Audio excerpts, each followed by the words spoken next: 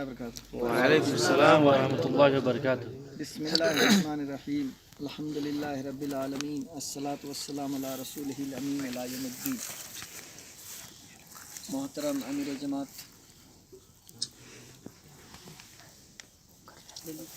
و محترم ڈاکٹر شمیم صاحب، امیر صوبہ صاحب، اور یہاں موجود ہمارے بھائیوں، یہ ہم لوگ آج یہاں پکنک کے سلسلے میں آئے ہیں، اور آپ ایک بات ذہن میں رکھیے کہ اسلام جو ہے ایک مکمل ضابطہ ہے، یعنی زندگی گزارنے کا، اس دنیا کو چلانے کے بہت سارے طریقے ہیں۔ کوئی بھی طریقہ مکمل نہیں ہے اور کوئی بھی طریقہ مفید نہیں ہے۔ کوئی بھی طریقہ دنیا میں عدل قائم کر نہیں سکتا ہے، شانتی نہیں لا سکتا ہے، لیکن اسلام چونکہ اللہ کا دیا ہوا قانون ہے، ضابطۂ حیات ہے، اس لیے اس میں یہ ساری صلاحیتیں موجود ہیں۔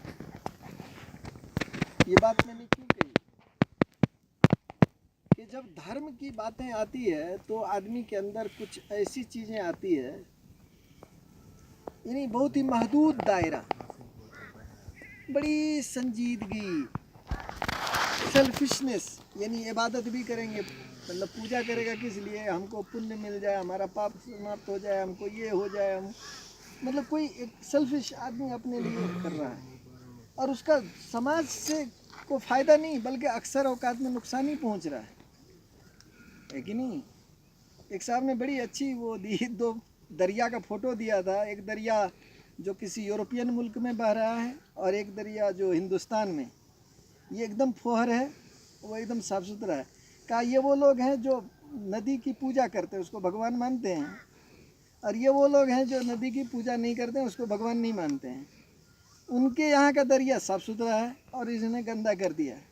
کہنے کا مطلب یہ سیلفش اور غیر معقول مذہبیت جو ہے، یعنی جو عقل میں آنے والی بات نہیں ہے، وہ آپ کو اتنا سیلفش بنا دیتی ہے کہ آپ سمجھتے ہیں کہ شاید یہاں پر یہ جو گندگی ہم پھیلا رہے ہیں اسی سے ایشور خوش ہو جائے گا اور ہم کو مل جائے گا۔ آپ اتنے اگربتی اور دھومن بالتے ہیں کہ اس سے بالکل ایک ایسی فضا کو جو ہے مسموم کر دیتے ہیں۔ تو یہ جو چیزیں ہیں مذہب کے نام پر، مذہب کا نام آتے ہی اچھا مولانا صاحب ہیں تو ایک دم ایسے رہیں گے کہ وہ تھوڑا سا ہلے بھی نہیں، مچھر کاٹ لے تو بھی ایک دم سے اس کو ایسے بہت ہی سنجیدگی سے۔ یہ اسلام جب پورے چیز کو لے رہا ہے تو اس میں خوشی منانا، اس میں ہنسنا کھیلنا، اس میں انجوائے کرنا، یعنی اسلام خشک مذہب نہیں ہے۔ اس کے اندر جب وہ اسلام ہے تو وہ سارے مسئلے کا حل ہے، تو اس میں ہنسی مذاق بھی ہوگا، اس میں خوشی بھی منائی جائے گی، اور وہ ساری چیزیں عبادت میں شمار ہوگی، ہے کہ نہیں؟ لیکن دو چیزوں میں دھیان اگر دیں تو سب چیز عبادت ہو جائے گی۔ آپ کا ہنسنا، بولنا، مطلب تفریح کرنا، یہ ساری چیزیں بھی عبادت میں شامل ہو جائیں گی اگر دو چیزوں کو اس میں رکھ لیں۔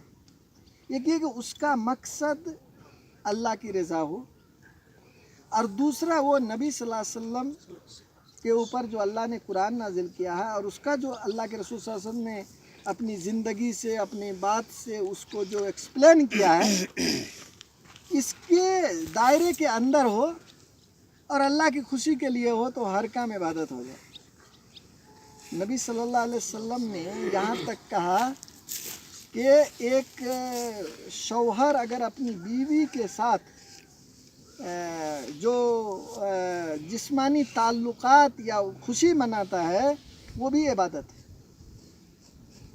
اس کو ہنسانے کے لیے اس کے منہ میں لقمہ دیتا ہے، اس کو خوش کرنے کے لیے اپنے ہاتھ سے کھلاتا ہے، تو وہ بھی عبادت ہے۔ ہم لوگ کہیں گے کہ یہ کیسا مطلب یہ دینداری ہے کہ بیوی سے ہنسی مذاق کیا جائے، اس کو منہ میں لقمہ ڈالا جائے۔ اللہ کے نبی صلی اللہ علیہ وسلم تو ساتھ میں نہاتے تھے، باتھ روم میں ساتھ ہی میں نہاتے تھے، ایک ہی ٹب سے دونوں پانی لے کے نہاتے تھے میاں بیوی۔ آپ کو پتہ ہے کہ حضرت عائشہ رضی اللہ تعالی عنہا اور نبی کریم صلی اللہ علیہ وسلم نے دوڑ کا مقابلہ کیا ہے کہ نہیں؟ اور شروع میں پہلی بار جب دوڑ کا مقابلہ ہوا تو حضرت عائشہ جیت گئیں، تو اللہ کے رسول صلی اللہ علیہ وسلم نے پھر ایک بار کچھ دنوں کے بعد پھر ایک مقابلہ رکھا۔ اس بار چونکہ اب تھوڑا وزن وغیرہ بھاری ہو گیا تھا تو دوسری بار جو ہے نبی صلی اللہ علیہ وسلم جیت گئے، کہا یہ بدلا تھا پہلے۔ دوڑ کا مقابلہ کیا نبی صلی اللہ علیہ وسلم، وہ غیر سنجیدگی نہیں تھی۔ کیوں؟ کیونکہ جب کل ہے تو اس میں ساری چیزیں آئیں گی۔ وہ ہے نا کہ عید کے موقع پر حضرت عائشہ رضی اللہ تعالیٰ عنہ کے گھر میں کچھ انصاری بچیاں کچھ گا رہی تھی، تو حضرت ابو بکر رضی اللہ تعالیٰ عنہ پہنچے تو انہوں نے جو ہے ڈانٹا کہ نبی کے گھر میں اور ایسا۔ اللہ کے رسول صلی اللہ علیہ وسلم نے ان کو روک دیا، کہا گانے دو، آج عید کا دن ہے اور لوگ یہ نہ سمجھے کہ ہم لوگ خشک لوگ ہیں۔ تو انجوائے اور یہ ساری چیزیں، لیکن ان سب کا میں نے جو دو بتایا وہ ہمارے سامنے ہونا چاہیے۔ اسی طرح سے ہم نے کہا کہ کامل دین ہے، ہر چیز کو آپ دین سے جوڑ دیجئے۔ آج کل ہماری مسجدیں جو ہے وہ مندروں جیسی ہو گئی ہے، مسجد رہی نہیں۔ جیسے امام صاحب ہیں، اب ان کا جو ہے پڑوسی سے کوئی لینا دینا نہیں کہ وہ بھوکا مر رہا ہے، پریشان حال ہے، ننگا ہے، وہ بیمار ہے، کچھ بھی نہیں ہے۔ چاہے وہ مسلم ہے غیر مسلم ہے، کوئی تعلق نہیں ہے امام صاحب کا۔ تعلق ایک ہی ہے کہ ان کو مطلب وہ جو آج کل کھانا لگا دیتے ہیں، دوپہر کا کھانا کس کے گھر سے آئے گا، شام کا کھانا کس کے گھر سے، ناشتہ کس کے گھر سے، وہ کیسا آیا، اور وہ یہ تعلق ہے۔ اور ایک تعلق ہے کہ وہ مہینہ کا پیسہ دے دے، یہ امام کا کام نہیں ہے۔ اور اسی لیے امام صاحب جو ہے اس انداز سے رہیں گے کہ جو آدمی وہاں کا مطلب متولی ہے، اگر شام میں جانے لگا تو بازار سے سبزی لیتے آئیے گا، تو یہ تیل لیتے آئیے گا، اور اگر کسی امام نے تھوڑا سا اپنا وہ کسی وجہ سے مجبوری سے نہیں کیا تو اب یہ امام رکھنے کے لائق نہیں ہے، دوسرے دن اس کی چھٹی ہوگی۔ امام تو مسجد تو ایک اسٹیٹ ہے، اور اس مسجد کا امام وہاں کا گویا کہ سب سے بڑا آدمی ہے، وہ اس کا پریسیڈنٹ ہے، اور جب وہ امام پریسیڈنٹ ہے تو وہ ارد گرد اور مسجد کے نظام میں پورا عمل دخل رکھتا ہے۔ تو اگر مسجد کا پڑوسی ایک غیر مسلم بھی ہے اور وہ بھوکا ہے تو امام کی ذمہ داری ہے کہ اس کو کھانا دے، ہے کہ نہیں؟ امام کی ذمہ داری ہے کہ اگر وہ بیمار ہے تو اس کی عیادت کرے۔ امام کی ذمہ داری ہے کہ وہ اگر اس کے بال بچے کی شادی بیاہ کا مسئلہ پیدا ہو رہا تو اس کو حل کرنے میں ان کی مدد کرے، اور لوگ ان کو اسی احترام کے ساتھ دیکھیں۔ یہ اس امام صاحب کی ذمہ داری ہے۔ اس لحاظ سے اگر وہ مسجد کا نظم چلائیں گے تو آپ بتائیے تو اسلام کا کون سا میسج جائے گا، اور ابھی ہمارا کون سا میسج جاتا ہے، ہم کون سا میسج دیتے ہیں؟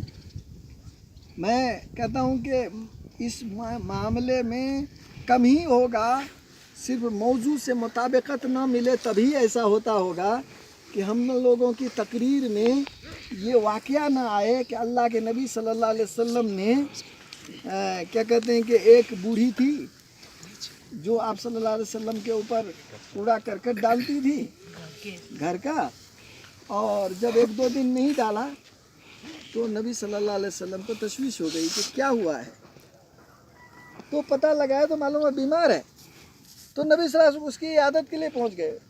وہ بوڑھی کون تھی؟ مسلمان تھی؟ غیر مسلم تھی، اور غیر مسلم ہی نہیں تھی، پکی ہٹی دشمن تھی۔ ہے کہ نہیں.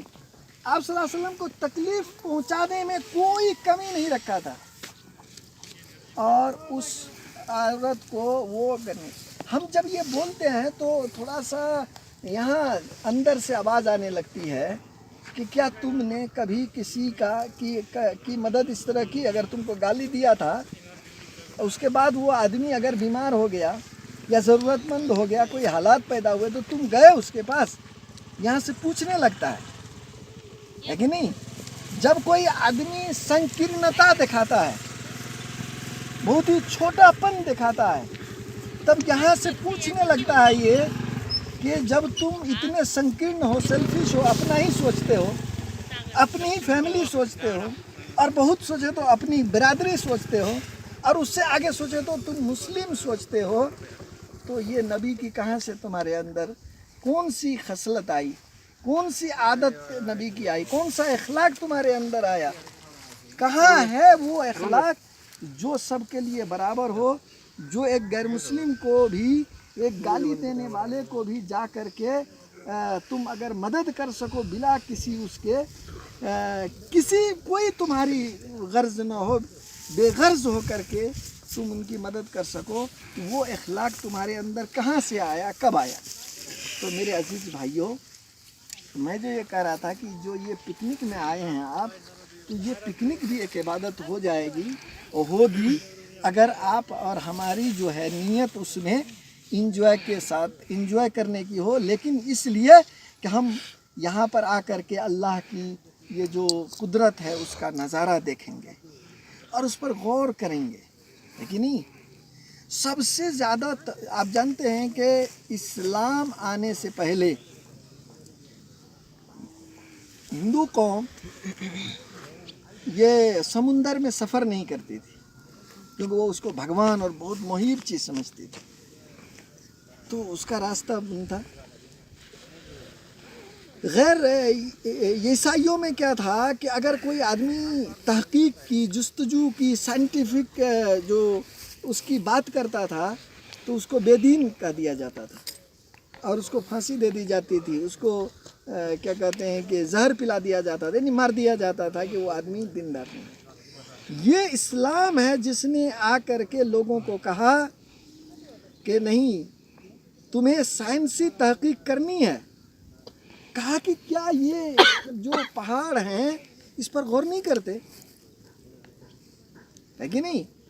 تو پھر پہاڑ کے بارے میں بتایا کہ اللہ تعالیٰ نے پہاڑ کو زمین میں گاڑ دیا ہے, اور ابھی جب تحقیق آئی ہے تو معلوم ہوا, اور کس طرح گاڑا ہے, جیسے کھوٹی وہ جو لگاتے ہیں نا خیمہ وغیرہ, اس میں جو کھوٹی گاڑتے ہیں اسی طرح سے گاڑا ہے.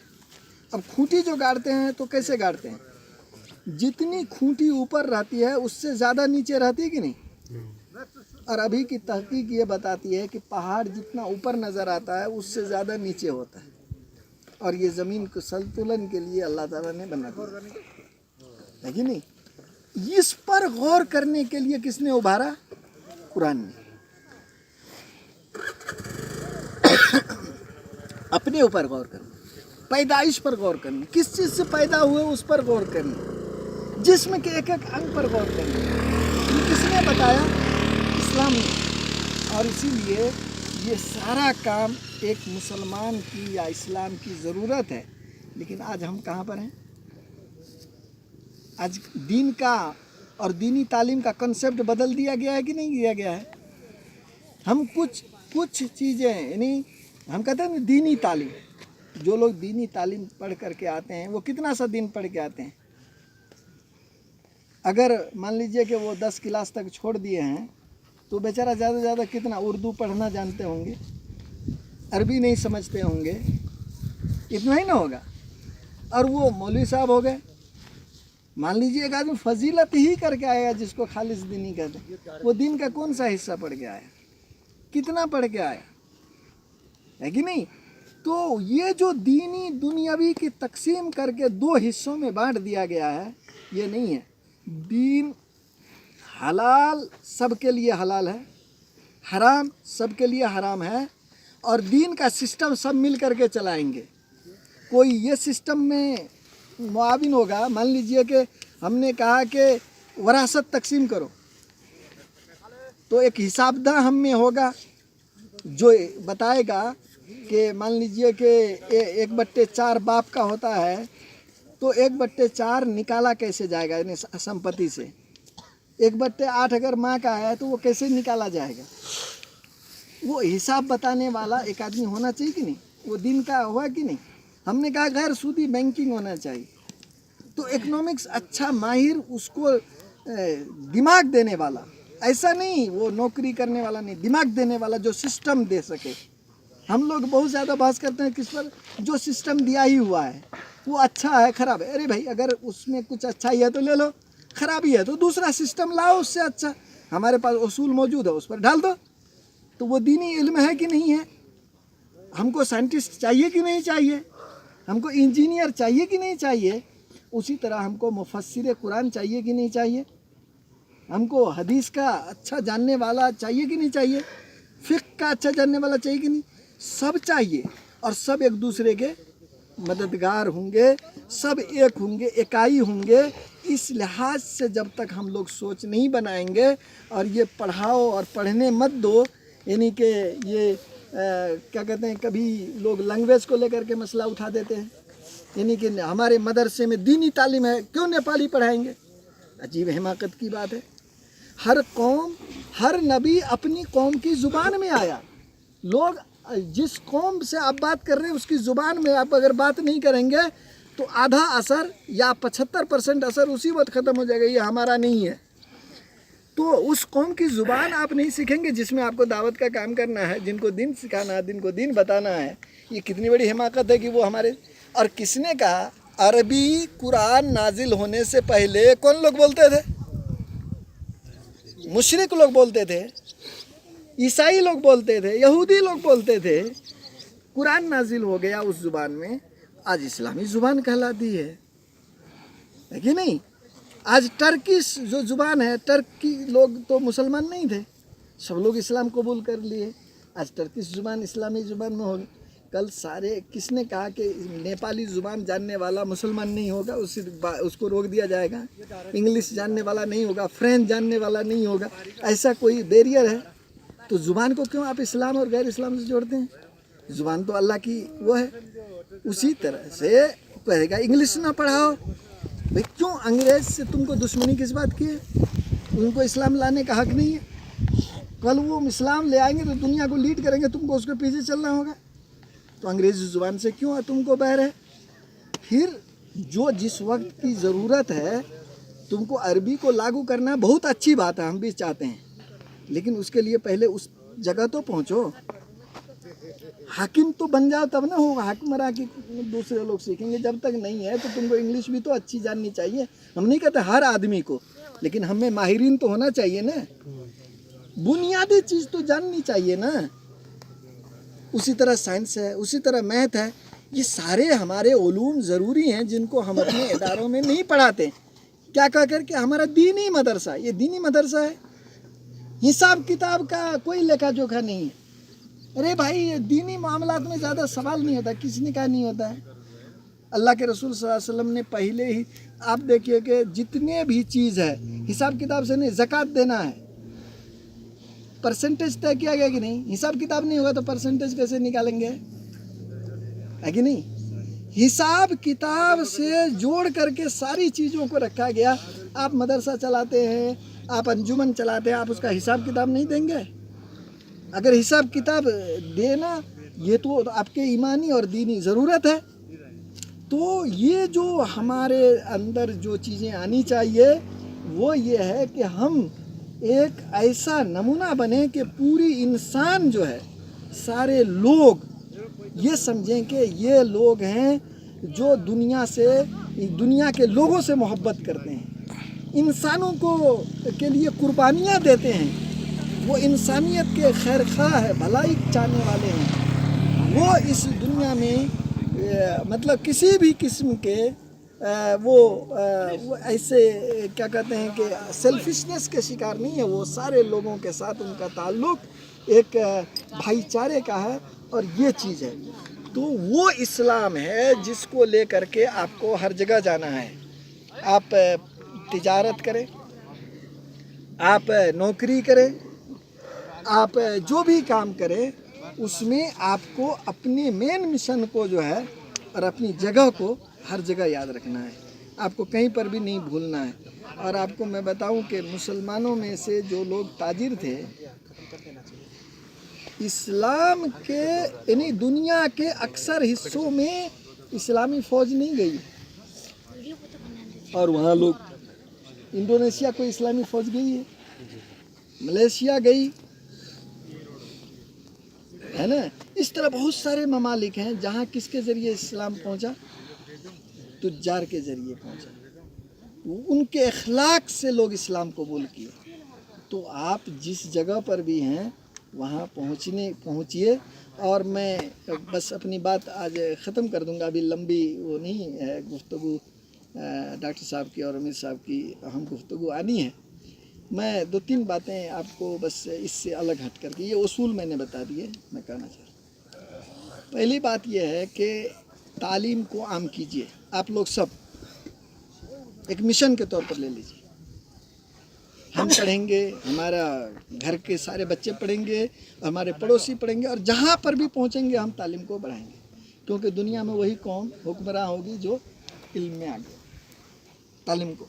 दूसरा मैं ये अर्ज़ करूँगा कि आप जिस मैदान में भी जाइए उसमें सबसे आगे पहुँचने की कोशिश कीजिए, अपनी क्या कहते हैं कि मेहनत से और ईमानदारी से।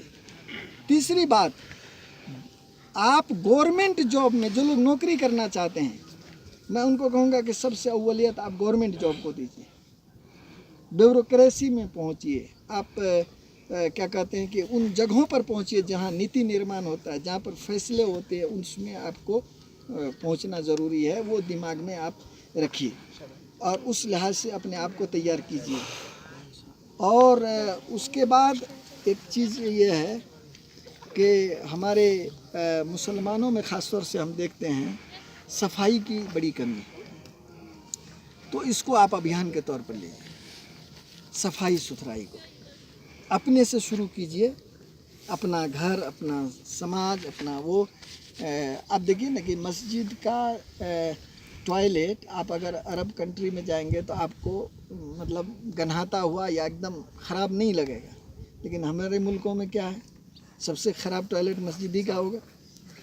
यानी जो मस्जिद सबसे पाक साफ रहनी चाहिए उसका ही सबसे ख़राब है कि नहीं।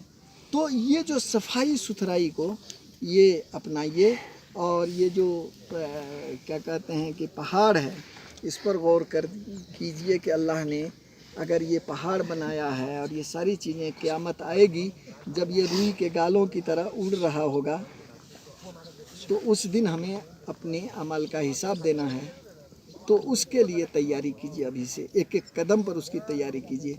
अल्लाह ताला से दुआ है कि अल्लाह हमको आपको पक्का और सच्चा मुसलमान बनाए। आमीन। बाखिर दवाना।